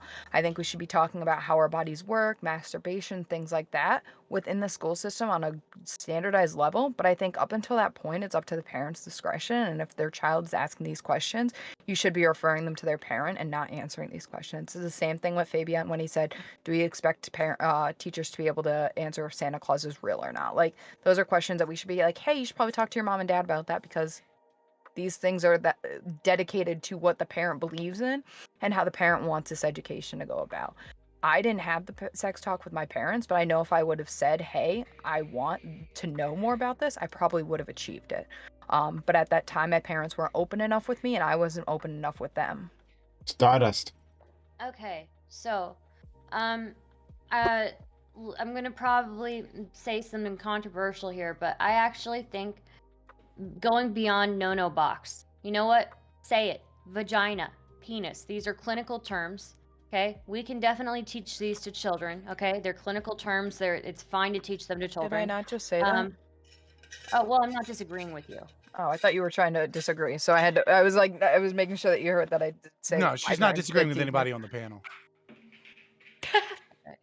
All right. Well, what I was gonna say though is that children are taught about like animal reproduction, right? And like cell reproduction and things like that, like pretty young, right? Like I think I remember learning about how animals reproduced. Did we not learn that in elementary school? We learned that pretty early. So it's not like we don't know what these things are. I feel like we should be able to. And then I don't know, the cock and ball torture, man, yeah, there's a line, like, obviously. It's just like you should probably talk to your parents about that, you know? Though, I don't know, maybe there's some horribly, no, I'm not gonna go there. I already made a horrible joke already. Anyways, yeah, you know what? Fine, never mind. I give up. Okay. I don't know what happened, Stardust. You kind of collapsed in your own weight there. Let's go to Top Dolphin. Wow, did you just make a weight joke to Stardust? Did you just call her fat, Prime? Let's just go to Top Dolphin.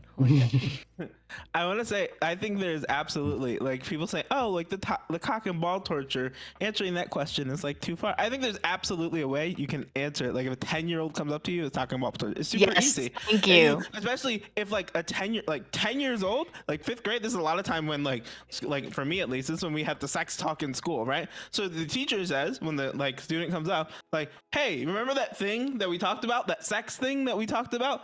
It's something that people sometimes like do during the sex thing. And if like not so erudite said, like very well said, like obviously you ask a lot about like what, like how where did you learn about this, who told you all this, stuff like that. But you say like, this is something that happens in sex. If you want to know more, like I don't feel comfortable telling you about this. This is something you should go talk to your parents about. That's like you don't not answer the question. You answer it at like a level that's appropriate, and then they can go into, and it's just perfectly reasonable answer. And what you're comfortable going into with the child, right? Like the teacher's also going to know the rapport they have with the child. Like if it's a random fucking kid that you've literally never talked to before, there's going to be a different way that you answer that than if they've been in like your classroom for now a year straight and you know the kid pretty well because you're gonna have way more context into where that question could be coming from, right? Like acting like it's just like this robotic thing and people don't like fucking think on the fly is like it just wild. Lots of teachers won't be comfortable answering it, so they might defer out. I think it's better broadly to answer it, but like fuck, this is insane. Okay, if I could just ask a question to Erudite and Top Dolphin, because I'm very curious, actually. In these cases where a child comes up with something that you would consider extreme, like an extreme question, like cock and ball torture or some other kind of thing, what is there value in, and I don't know, I'm genuinely curious your answers, of also talking to the counselors about that and saying, hey, bringing this up with a counselor or something, because schools have those, and saying, hey, this kid asked me about this. Should we look into this? Is there value in that? I don't know. It might be like you might just have like an edgy kid who's got like a 14-year-old brother who you like know is like really into like weird shit as well, but like it doesn't like I don't want to be like, oh, it's abuse, right? Like I don't want to start like running around and flagging abuse immediately, but like it might be worth flagging if you're concerned about it. But it's like at the end of the day, like cock and ball torture isn't inherently a bad thing. It's just a kink, and you can explain that to a kid in a pretty simple way. It's just a kink, right? Dog, if you start explaining kinks to kids instead of telling them to go to their parents, that's a really good way to get Chris rocked by most normal Americans. Oh boy. Let's so Katie, finish us out on this topic. We're gonna move on to the next one. Well, I think Fabian really set it up for me, didn't he? I think the fact that that would be a reason for most normal Americans to like clock your teacher when they're trying to answer appropriately to a question that a kid is asked. Yeah, that's why the education system isn't really doing a lot of what it should be doing, because parents are very unwilling to give any of, well, they're giving the kids, they're giving the time, they're putting them in daycare, they're just not willing for daycare to actually do anything for that time and actually teach their children something beyond like basic shit that you already agree with. Yeah, that wasn't really what I was going to say, but I guess we shit on Americans now. Okay. Just remember, if you don't answer these questions, they're looking it up at home. And Someone they're else probably will. not And asking they're their getting parents. educated by some random person on the internet. Like Probably their Fabian. 14-year-old Really brother, fucking right? bad. Oh boy. So You don't have to explain kinks Or either. a predator. So, I mean. Yeah, like to pretend that like half of us weren't in fucking COD lobbies at 10 and 11 years old screaming like fucking cock and ball torture at people. I'm older than most of the people here. At 13 years old, I was in AOL chat rooms pretending to be a sexy vampire. Okay, like. wow. It's not too far away from cock and ball torture. That explains a lot. We've learned so much about each other today, and I have when I wrote this question, I did not expect the count of the phrase cock and ball torture to go so high. Like I didn't see that coming, right? But I like where this is going, right? That's why you bring me PrimeCayes. torture. That's why you bring me PrimeCayes. Exactly, right? Like this is, oh boy. All right, so and if you don't know what CBT is, DM us and we'll explain it to you. Why are we talking about cognitive behavioral therapy? I thought we were talking about cock and ball torture. Like, what? Oh, you meant cock and ball torture. I was like, why are you bringing up CBT? Oh. Different kind of CBT. Mindfulness, cognitive. I was talking to someone about CBT before, and that's literally all I could think of. I was trying to like keep a straight face. Wait, you're talking to someone about cock and ball torture earlier? What? Yes. Okay. All right, we're moving on. All right.